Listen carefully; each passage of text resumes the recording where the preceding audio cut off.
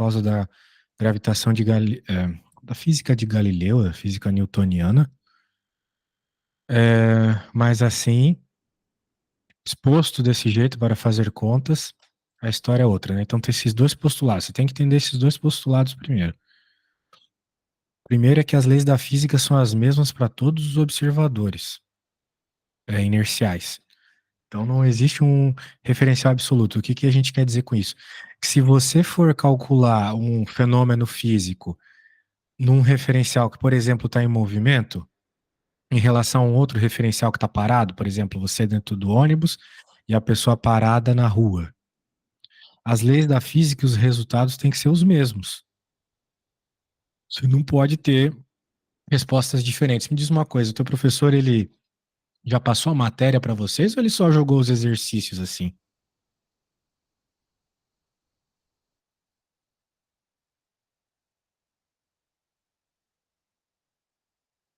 Ele passou uma aula, só que ele ainda não concluiu essa matéria de relatividade. Quando ele Tá. concluir, ele vai entrar na próxima já. Se eu não me engano, são fluidos. Ou Bem, seja, a gente ainda vai ter aula com ele sobre relatividade. tem bastante coisa para essa matéria. A gente só tá vendo a teoria por enquanto. Então, o postulado da velocidade da luz aqui. Então, isso não era um negócio que fazia a diferença, vamos dizer assim, para o Newton e para o Galileu, porque eles não faziam e nem tinham ideia de nada muito próximo da velocidade da luz, assim. Só que a coisa começou a ser possível, né? Deixar objetos próximos da velocidade da luz. Então, a ideia é que a velocidade da luz no vácuo vai ter sempre a mesma velocidade. Só que isso significa uma coisa muito bizarra, né? Significa o seguinte: digamos que você esteja parado aqui e aqui tem uma fonte de luz. Então ela manda aqui a luz para você. Vamos dizer que a luz é esse negocinho aqui. Um vetorzinho, um fótonzinho, vamos dizer assim. Que tem a velocidade que a gente chama de c. Beleza. Então você tá lá medindo, você mede c. Tranquilo. 3 vezes 10 na 8 metros por segundo. Velocidade da luz. Antes de falar de luz, vamos falar de carro. Imagina que isso aqui não é uma luz, mas é um carro. Então, o carro tem lá no velocímetro dele uma velocidade de 60 quilômetros por hora. Se você estiver parado e fazer a medida, você vai medir que esse carro tem 60 quilômetros por hora, ok, tranquilo.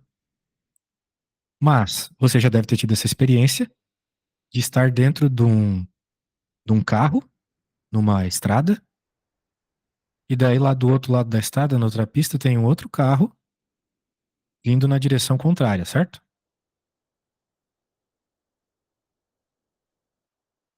Vai parecer que a velocidade dele é muito maior. Digamos que você tenha uma velocidade de 20 quilômetros por hora.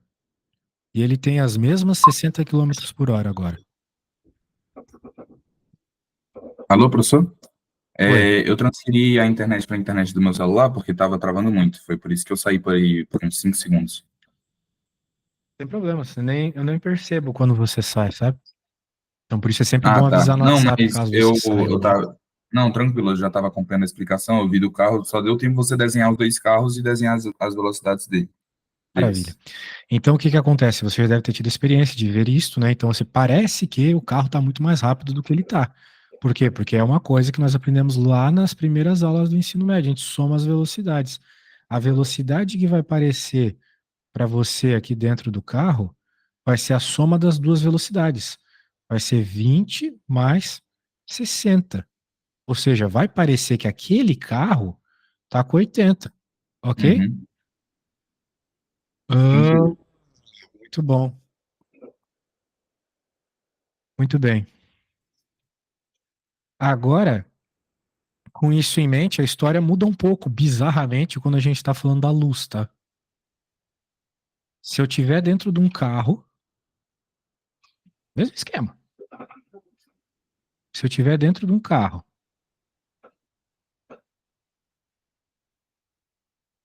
e eu for medir a velocidade com que a luz, vamos deixar claro que é luz aqui, né?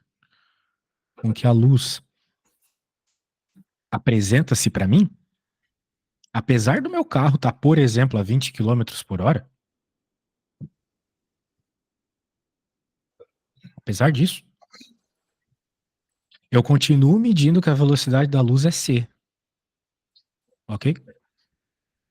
Certo. Veja, isso é extremamente contraintuitivo, extremamente. A gente imaginar, tem que somar, né? Como é que pode eu achar que a luz vai parecer ter a mesma velocidade que nesse caso que eu estava parado, agora que eu estou me movendo? Não faz sentido nenhum. A Mas gente nesse caso pensa é porque assim, a velocidade da luz é muito superior, né? aí que tá. Mesmo se você estiver muito próximo da velocidade da luz, tipo, digamos que vocês numa nave super poderosa, isso já foi medido, tá? Eu não tô falando viagem. Não, tranquilo. Digamos que você esteja numa nave super poderosa com uma velocidade de 0,5 c. Então agora já é considerável, né? É metade da luz, certo?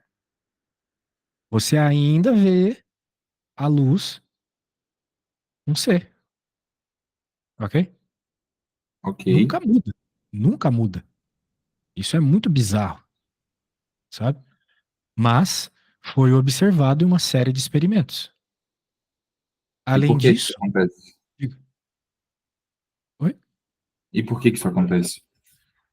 Bem, é a natureza, né? A natureza é assim. Quando Deus criou, a princípio ele criou desse jeito. Eu hoje em dia tenho minhas dúvidas. Apesar de ter estudado o mestrado e o doutorado, toda essa história aqui, hoje particularmente tenho minhas dúvidas. Mas você não vai ter dúvidas. Você só vai aceitar que a natureza fez a Ok. luz ser desse jeito. Ela sempre está Entendi. com essa velocidade quando medida. Muito bem. Aham. É, isso sim é muito bizarro, né? Mas isso já foi observado várias vezes. Tem uma série de experimentos que isso foi comprovado. E uma coisa que você não estudou ainda, o eletromagnetismo, ele corrobora essa ideia. Porque nas equações de Maxwell, o valor da velocidade da luz naturalmente aparece constante. Então, supostamente, né, era para ter uma variação da velocidade dependendo do referencial que nós fôssemos trabalhar. Mas independente do referencial, lá nas equações de Maxwell, coisa que você não estudou ainda, por isso é muito estranho, você está vendo essa matéria antes, é, lá também, que não é um assunto que tem a ver com relatividade especial, veja, né, por isso a importância, também aparece naturalmente a velocidade da luz constante. Então, isso é um fato indiscutível, pelo menos na física de faculdade. Muito bem. E essa é a velocidade limite. Então, nós sabemos que nada pode chegar nessa velocidade, né? A menos que a luz. Só a luz consegue chegar nessa velocidade. Agora, as coisas começam a ficar estranhas agora. Porque se não é, veja, se não é a velocidade que vai variar, né? O que é que vai variar? Isso é uma pergunta importante. Muito bem. Ah, ele tem uma série de experimentos bem divertidos até, eu recomendo que você dê uma lida depois. Eu não sei se você tem o Halliday 4, mas eu posso te mandar. Mas na prática, né, vai ter um monte de consequências. Por exemplo, uma consequência é o efeito Doppler, né? Nós conhecemos o efeito Doppler, você passa por ele sempre que você é atravessado por uma ambulância, né? A ambulância passa, você Sim, escuta um som eu mais agudo, estudei pro exato, vestibular esse e efeito, eu depois um acho. som mais grave, isso também acontece com a luz. Quando a luz está indo na tua direção, ela supostamente tem uma frequência maior e na outra direção uma frequência menor, ou Aham. seja, a luz na tua Sim, direção mais azul, quando foge mais vermelha, ok? sim, sim. Só que esse fenômeno, ele muda um pouco quando a gente está falando de objetos que se movem perto da velocidade da luz, ok? Então, só que veja, né? É como se a gente tivesse duas conclusões diferentes ao mesmo tempo. Isso é uma das coisas que me incomoda na relatividade, né? São esses paradoxos. Duas pessoas vão ter conclusões diferentes do mesmo experimento, dependendo da situação que elas estiverem, ok? Da velocidade que elas estiverem. Então é isso que está sendo dito aqui. Muito bem. Bem, aqui tem um ponto muito importante da história toda, né? Veja, esse aqui é o ponto mais importante que você precisa entender. E é daqui que surge a equação da relatividade especial, pelo menos a mais direta. Se a gente tem essa situação aqui, onde tem um objeto que emite luz parado, a luz vai e volta nessa distância d, ok? Tá todo mundo parado, tá todo mundo tranquilo, beleza. Luz bate, volta, d, ok. Agora, esse fenômeno aqui tá acontecendo uma coisa um pouco diferente. Por quê? Porque nessa segunda situação, nós temos um objeto em movimento, ok? O objeto onde está o espelho e este chãozinho que solta a luz, você pode imaginar que está dentro de um trem perto da velocidade da luz, ok? Ok, Então, o espelho, o laser, o objeto que solta e recebe o evento, eles estão dentro de um trem muito rápido, perto da velocidade da luz. Veja, se esse fenômeno aqui tivesse acontecendo dentro de um carrinho, realmente é aquilo que você falou. Ordens de grandeza de diferença de velocidade. Você não veria efeito nenhum, certo? Mas aqui, que nós temos o objeto se movendo, claramente o que vai acontecer é o seguinte: você solta o laser, né? Ele vai ter que bater no espelho. A gente sabe que ele bate no espelho. certo. Ele vai bater no espelho, ele está dentro do objeto em movimento, tal qual as coisas devagar, as coisas Aham, rápidas aham, vão ter que seguir a mesma lógica. Então ele vai bater no espelho. Mas, veja, como o objeto está em movimento muito rápido, o que vai acontecer é que ele não vai numa linha reta. Para bater no espelho, a partir do momento que o laser saiu, o espelho já se moveu bastante. Lembre-se, está na velocidade da luz. Está perto, né? O trem está bem perto da velocidade da luz. Ok? Então, o laser vai bater no espelho, a luz vai bater no espelho e vai ser refletida e vai voltar para cá. É isso que acontece, ok? Apesar de estar rolando um movimento muito rápido. Muito bem. Então, o que acontece é que isso pode ser observado, né, por dois pontos de vista diferentes. Veja, ele está até citando aqui, ó, a Maria está dentro do trem, ok?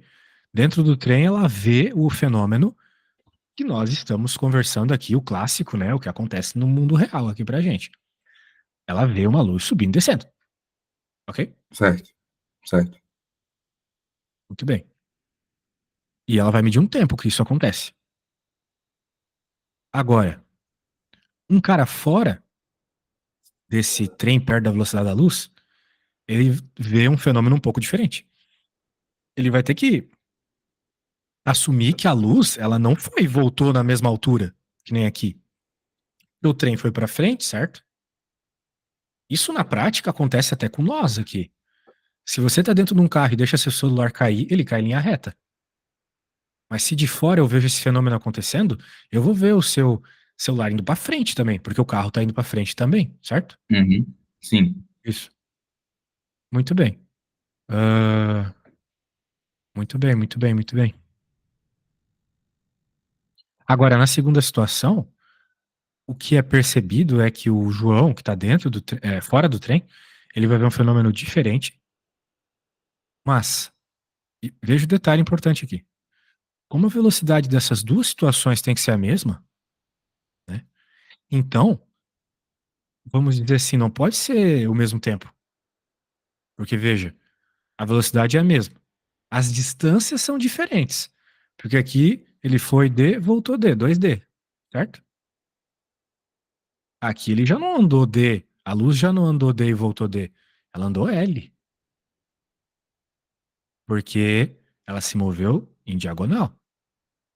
Isso para quem está fora. Então, se mudou o comprimento, mas a velocidade é a mesma, o que que mudou de uma situação para outra? O tempo. Então, o tempo dentro do trem e o tempo fora do trem são diferentes. Beleza? Isso é bem bizarro. E se você nunca ouviu falar sobre isso antes, vai parecer até que é coisa de filme, mas é real, ok? Pelo menos foi medido já. Essa diferença de tempo é por causa da velocidade do trem? Sim, porque o trem está perto da velocidade da luz. Só por causa disso que Ah, ocorre tá. da grande Entendi. diferença das distâncias, percebe? Uhum. Isso. Daí o que acontece é o seguinte, uma equação simples de velocidade, né? Até ele fala aqui, combinando a equação 36,7 com a 33,4. Opa, 36,6 com a 36,4. É que aqui tá tudo cagado, né? Mas essa equação tu conhece bem. Esse PDF aqui tá meio zoado. Essa equação é a equação da velocidade constante. Lá que a gente aprende nas primeiras aulas de física do ensino médio, né? Velocidade é igual a deslocamento por tempo. Se você isolar essa velocidade, veria isso. Muito bem. Daí ele combina essa equação com a 36,4. A 36,4. Cadê? Putz, o PDF tá todo zoado. Qual que é a próxima página aqui? Estranho, cadê a 36,4? Provavelmente ela tava aqui nessa página que foi justamente a estragada. Ai, ai, ai.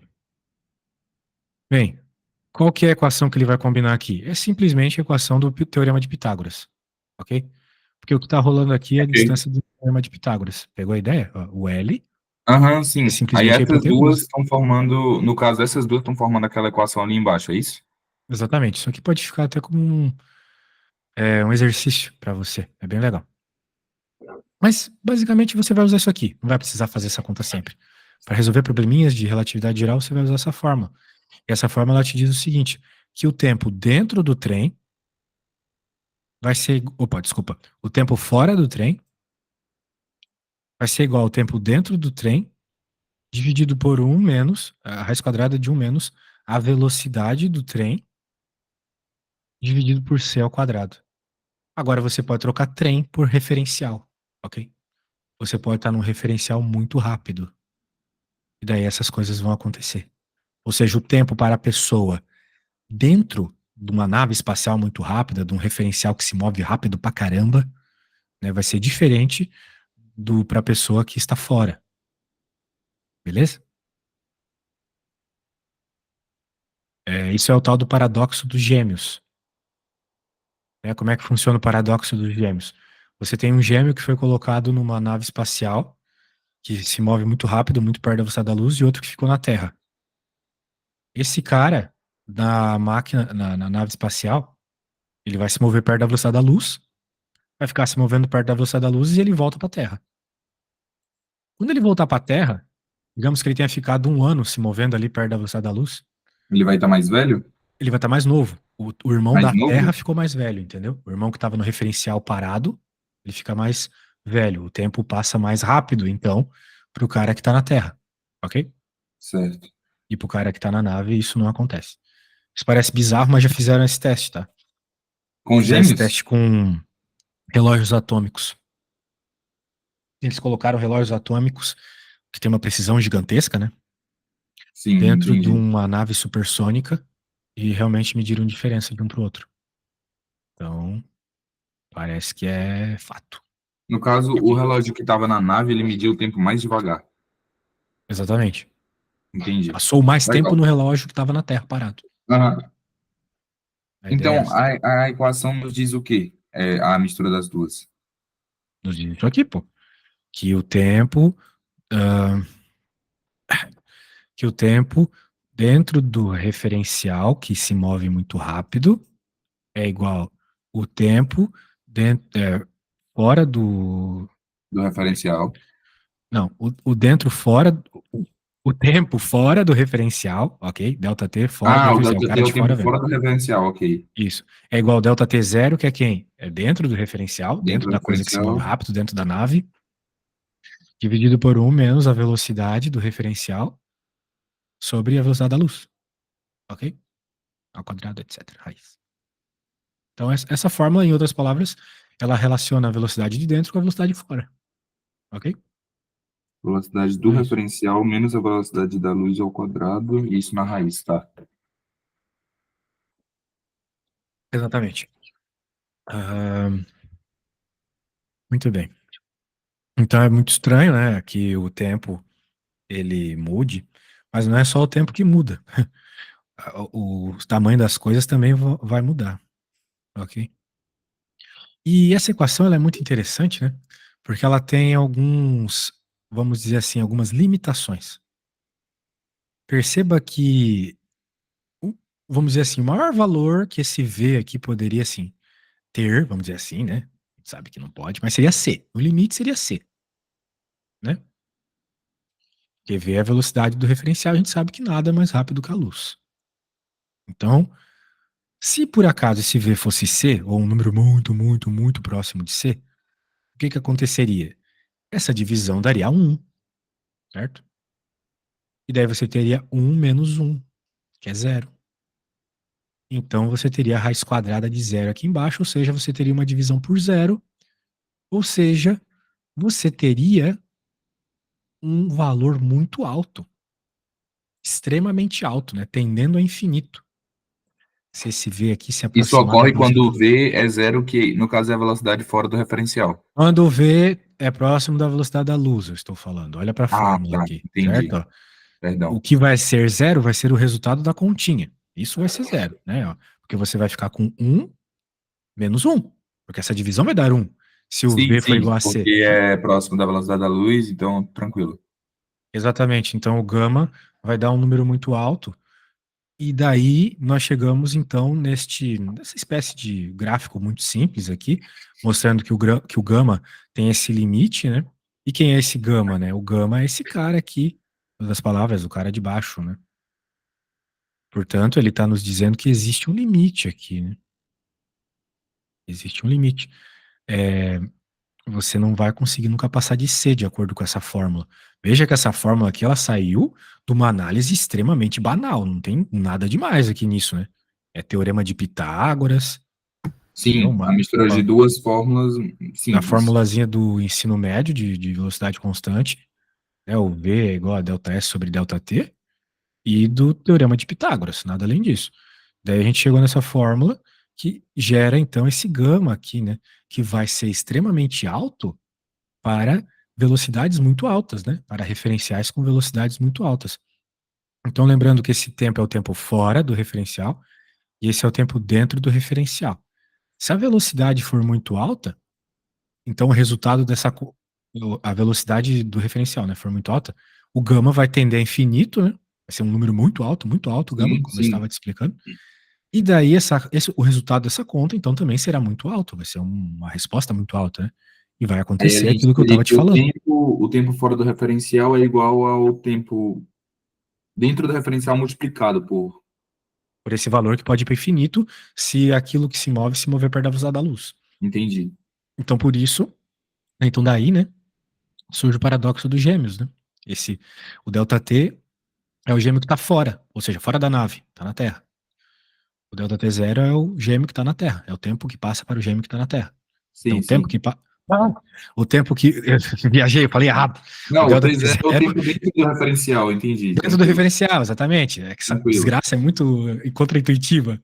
Sem problema. Daí, o que vai acontecer? O tempo para o cara na Terra vai ser a multiplicação do tempo do cara na nave vezes o gama, né? Que está diretamente associado com a velocidade da nave. Ou seja, pode ser que passe muito tempo pro cara aqui, né? Tu já viu Dragon Ball? Não, Ô, louco, velho. Como é que você tem 18 anos e não viu Dragon Ball, cara? é complicado. Sua mãe não deixa você ver desenho que tem diabo e coisa assim? Não, não, nada disso. Pô. Bem, eu ia dar um exemplo disso acontecendo no Dragon Ball, mas deixa pra lá. Hum. Ah, muito bem. Então, tá aí coisas básicas. Eu quero falar um pouco da relatividade, porque essas questões que o seu professor passou, elas são bem teóricas. Bem, agora que eu falei o básico, né, eu acho que a gente pode conversar um pouco sobre a primeira questão. Vamos ver a primeira questão. Já que você tem essa lista e precisa entregar, né? Ah, vamos falar aqui, ó, despertadores, distâncias, muito bem. Esse problema é bem teórico, não tem muita conta para fazer aqui, não. Isso é. Não, tudo bem. Nada. Muito bem. O que está acontecendo aqui? Ele está falando de um referencial A, né? onde no referencial A, o despertador 1 está localizado em -D e o despertador 2 está localizado em D. Isso no sistema de referência A. Muito bem. O A está parado. Então ele está paradinho. Agora eu vou colocar aqui. Vou fazer um desenho só para você entender mais ou menos a situação. Aqui é o -D, aqui é o D. Aqui você tem o despertador 1, aqui você tem o despertador 2. Muito bem.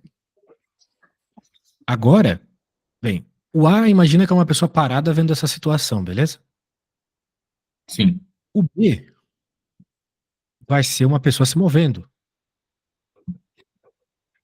Então ela vai ver uma coisa, bem, assim, claro, se tu pensar no mundo real, né, não muda nada, mas imaginando a pessoa se movendo perto da velocidade da luz, né? O B, então, ele tá se movendo. Então a gente vai colocar ele indicando aqui que tá se movendo. Muito bem. E ele cita, olha só que interessante, que nesse referencial, ele mede o despertador 2 como disparando primeiro, ok? Para o referencial 1, os dois despertadores, eles disparam ao mesmo tempo. A Eu pessoa posso ter escuta. em mente que se os dois despertadores disparam ao mesmo tempo, ou o. Calma aí. No sistema B está movendo em relação a. Ah, não, perfeito. Então, tipo, eu posso ter em mente que B está se movendo em direção a -D, ao despertador 1. Bem, já vamos concluir isso. O importante é que a gente notou, de acordo com o enunciado, tô só fazendo desenho primeiro, que Ok. ele reparou o despertador 2 como disparando primeiro. Então vamos dizer assim, t igual a zero, t igual a zero. Então vamos dizer aqui que para esse referencial, o coisa é, tocou no t igual a zero e aqui teve que tocar, então, num referencial com t maior que zero. Então, muito bem. A questão aqui é simplesmente em que direção B está se movendo. Eu coloquei essa seta aqui, mas eu não sei se é para a direita ou para a esquerda, tá? O que eu sei é que ele está se movendo, beleza? E o que ele pede é a direção. Se o carinha, se esse referencial aqui, né, tá se movendo para a direita ou para a esquerda. A gente pode colocar o B aqui, olha só, imaginar que é isso que está acontecendo. Ó. Ele está indo para cá ou indo para cá, ok? Ou ele está indo para a direita ou ele está indo para a esquerda. O B é a pessoa observando o mesmo fenômeno. Agora, como é que eu posso te explicar isso aqui, né? Na relatividade, os eventos que eles são simultâneos num sistema, eles não vão ser necessariamente simultâneos num outro sistema, caso esse sistema esteja se movimentando em relação ao primeiro. A primeira Entendi. coisa que você tem que ter em mente é isso. E é o que nós estamos observando nesse exercício. Foi o que Ele ele nos fala que disse. o sistema B está se movendo em relação a A. Exato. Então, beleza. Então faz sentido o que está acontecendo se nós pensarmos que o B está próximo da velocidade da luz. Então, se o observador no sistema B, né, ele vai perceber o despertador 2 disparando antes do 1, então, na prática, né, significa que o movimento do B em relação a A tá afetando as coisas aqui. Agora, como, né? Para qual direção? Para que a gente tenha percebido o mais D antes do menos D, ele tem que estar se movendo na direção positiva, então. É aquilo que eu tinha dito inicialmente, tá? Agora eu vou te explicar o porquê. Ou seja, o B está se movendo de fato para a direita, tá? Só deixa eu Ok. escrever mais aqui. Ele está se movendo em direção ao despertador 2, Esse beleza? observador, professor, esse observador que está situado no sistema de referência B, eu posso crer que ele está parado, imóvel? Tipo, não, Claro. não o sistema eu sei que está se mexendo, mas eu tô falando do observador, porque ele não diz na questão. Não, mas isso não importa nem um pouco, né? Se é um cara parado ou se é uma câmera parada, isso não importa porque ele vai estar se movendo com o referencial. Eu entendi o que tu quis dizer, né? É um cara correndo ou é um cara dentro do trem? Não faz diferença. O importante é que ele tá com uma velocidade, entendeu? Sim, mas ok, tudo bem. Tem que ter movimento aqui. Agora, com isso em mente, ahn, continuando a minha explicação aqui, né? Ele se move na direção positiva do eixo X, né? Então, o observador D, se isso está acontecendo, ele vai estar mais próximo o despertador que está em mais D, ele vai estar mais próximo do observador no sistema B que o observador em menos D, beleza? Beleza. Ah, então, como o tempo que a luz leva para viajar da posição do evento até o observador é mais curto para os eventos mais próximos, afinal de contas, a velocidade da luz aqui tem que ser considerada, ok? Então, é, acaba sendo esse cara aqui, beleza? Basicamente por causa da velocidade da luz. Muito bem. Bem, isso aí foi até um razoavelmente simples. Vamos ver aqui a próxima pergunta. Ele está falando de tempo se dilata, já vimos isso. E a distância se contrai, também já vimos isso. Isso parece contradizer a ideia de que o espaço e o tempo são intercambiáveis nas transformações de Lorentz. Ô, teu professor está cobrando teoria de transformação de Lorentz. Você deve estar pensando que nome difícil. O que que é a transformação de Lorentz? É simplesmente aquela multiplicação pelo gama, tá bom?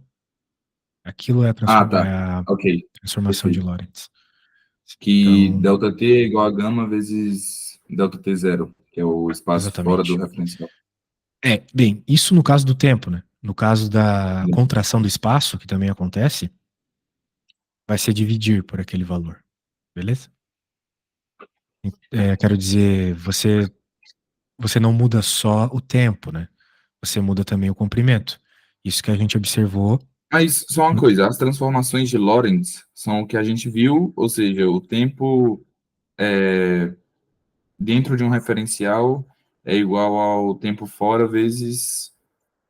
Não, perdão, o tempo fora do referencial é igual ao tempo dentro vezes um multiplicador que é gama, certo?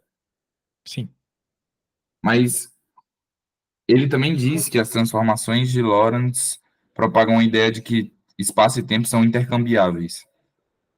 sim. Mas, Tem que me deixar concluir as coisas, cara. ok. Bem, ele está nos perguntando como a gente vai superar isso aqui. A primeira coisa que a gente tem que entender é o que é a transformação de Lorentz nesses dois conceitos que ele está falando, no tempo e no espaço. No tempo, a gente já entendeu que vai ser esse negócio aqui, onde o tempo de fora é maior que o tempo de dentro, de uma coisa se movendo muito rápido, e a distância fora vai estar associada com a distância dentro do mesmo jeito. Só que agora dividindo aqui por gama, né? Então Uhum. vai diminuir, né, o tamanho. É aquilo que a gente reparou também, né? A distância para quem estava dentro aqui, olha só, era menor, né? Do que quem estava fora. O cara que viu fora viu a luz se mexendo 2L. O cara que estava dentro viu a luz se mexendo 2D. Ok? Então, num caso aumenta, no outro diminui. Ok.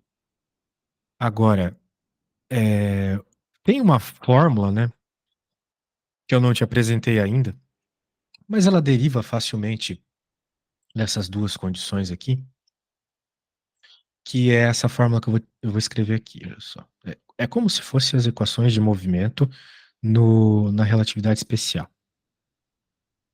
Então, a posição vai ser gama, x menos vt, né? Veja que se não tivesse o gama, seria basicamente a equação do sorvete, né? Passa o x. Isso aqui é a equação do sorvete, basicamente. Passa o x para outro lado, né? Fica delta x igual a menos vt, aqui por questão de referencial. Mas como a gente está falando em relatividade especial, nós temos o gama aqui. E para o tempo a mesma coisa. O tempo também tem a sua variação. Muito bem. Essas são as transformações de Lorentz propriamente ditas. Beleza? A posição x aqui é a posição no referencial e a posição x' é a posição em outro referencial. Beleza? O t é um tempo num referencial e o telinha é o tempo em outro referencial. Então, o que que a gente percebe, né? Veja na equação do telinha que ele envolve o x, né? Olha só. Vou até colocar assim, ó, v vezes x sobre c ao quadrado. Na equação do tempo, envolve a posição. Então, a gente não pode dizer, tal qual nas equações de Newton e de Galileu, que o tempo e a posição são independentes. Um depende do outro. O deslocamento depende do tempo, o tempo depende do deslocamento. Quando a gente está falando de equação de Newton ou Galileu, o tempo é um parâmetro. O tempo varia sempre do mesmo jeito, lá em Galileu, e isso causa, né, velocidade, posições, mudanças nessa velocidade, posição, etc. Mas aqui, o tempo não varia sempre do mesmo jeito. O tempo está correlacionado com a velocidade dos referenciais.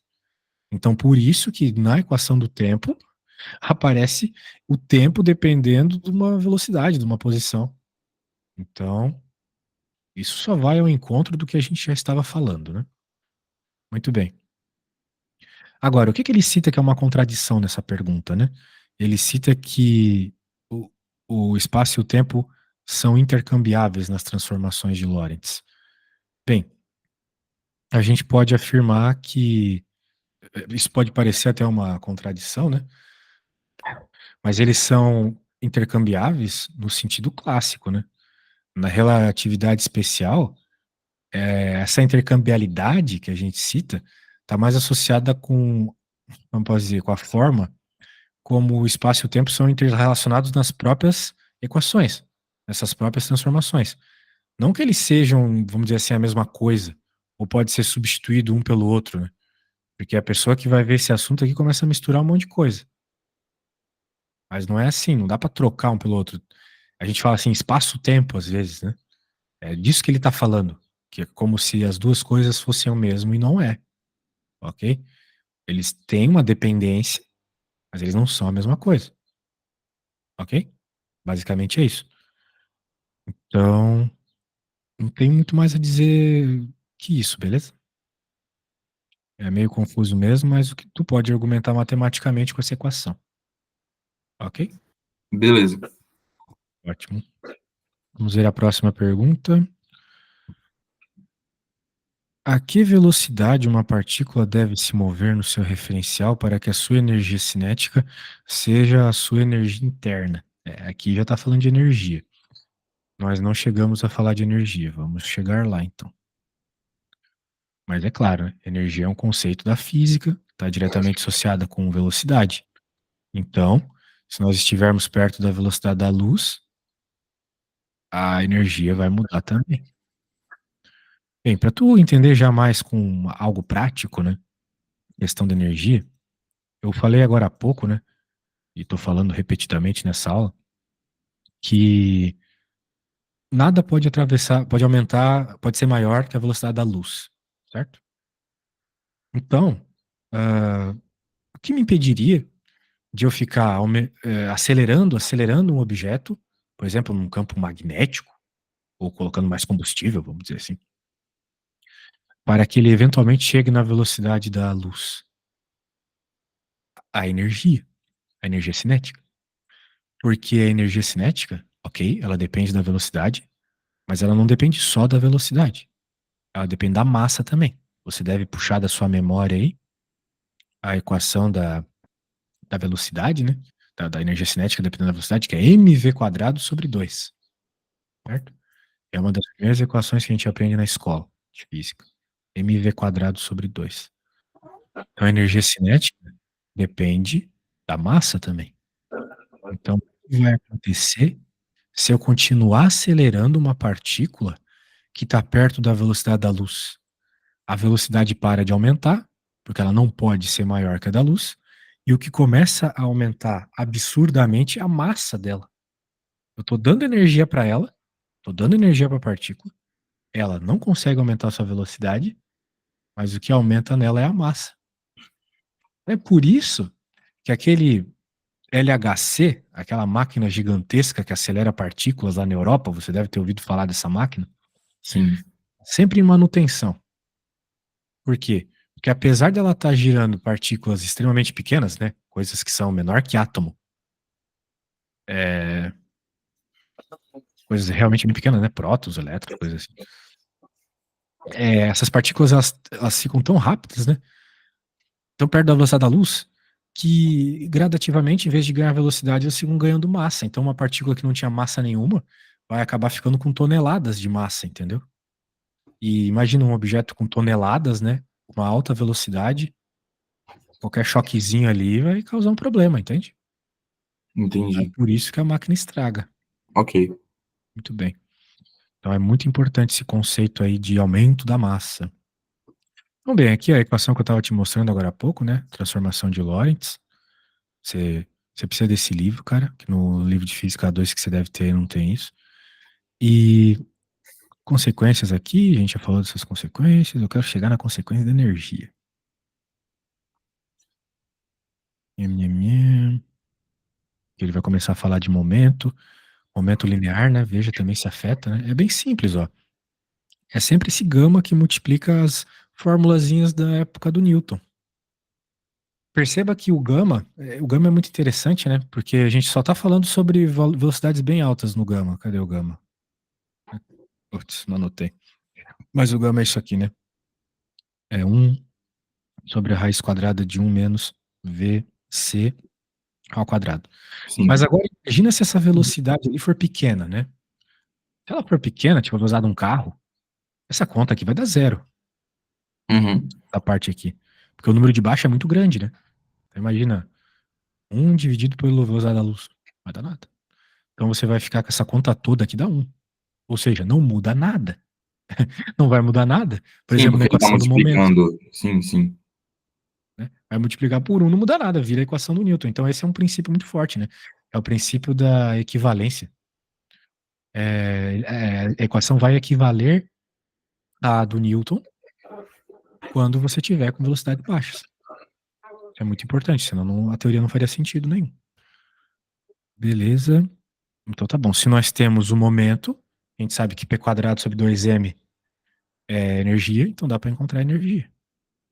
Então ele vai até falar a equaçãozinha do Einstein lá, da bomba atômica. A equaçãozinha surge disso. Mas o importante aqui é que ah, a energia, ela vai poder ser escrita da seguinte forma, né? mc quadrado sobre 2. Vamos dizer, o que que é esse mc quadrado sobre gama mc quadrado sobre 2? É a energia de repouso do objeto, né? Ou seja, quando um objeto ele tá parado, ele tem a energia mc quadrado. Se você destruir um objeto com uma determinada massa, ele vai soltar essa massa vezes c ao quadrado de energia. Por isso que a bomba atômica é tão poderosa, né? Porque eles destruíram um pouquinho de plutônio lá, só que como está multiplicando por c ao quadrado, c é 3 vezes 10 na 8. Ao quadrado fica 9 vezes 10 na 16. 9 vezes 10 na 16 joules é muita energia. É energia pra caramba, assim, solta toda de uma vez, entendeu? Então é por Sim. isso que explodiu tudo de uma forma muito abrupta, né? Porque foi toda essa energia de uma vez só.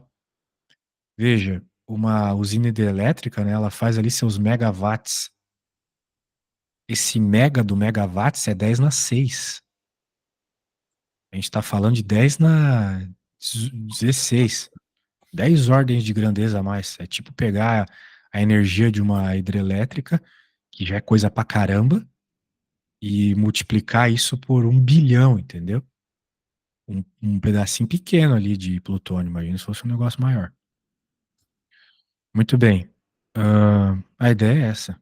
Então, isso aí, essas coisas são consequências, né? Veja que você não precisa obtê-las. Ele até fala aqui no livro, essa expressão não vai ser obtida, porque ela é um pouco difícil de obter mesmo. A gente acaba vendo isso só em mestrado, coisa assim. De física ainda por cima. Mas tu tem que saber que existe, tá? Eu já vou fazer o seguinte, eu já vou mandar esse livro antes que eu me esqueça. Porque eu vou me esquecer. Eu vou mandar esse livro, mas eu vou mandar outro livro também, porque esse livro tá meio feio. gosto desse aqui. Vou mandar 2. Ah, mandei as respostas. Ah, usa esse aí porque é o que a gente tá usando em aula, beleza? Daí você vai poder dar uma lida, né? Veja que tem bastante texto essas matérias. Chegou aqui. É, a matéria é bem teórica mesmo, e a matemática não é muito difícil não, tá? Tem derivada, essas coisas assim, entende? É só a interpretação mesmo que é complexa, Sim, beleza? sim. Então tá bom, bem.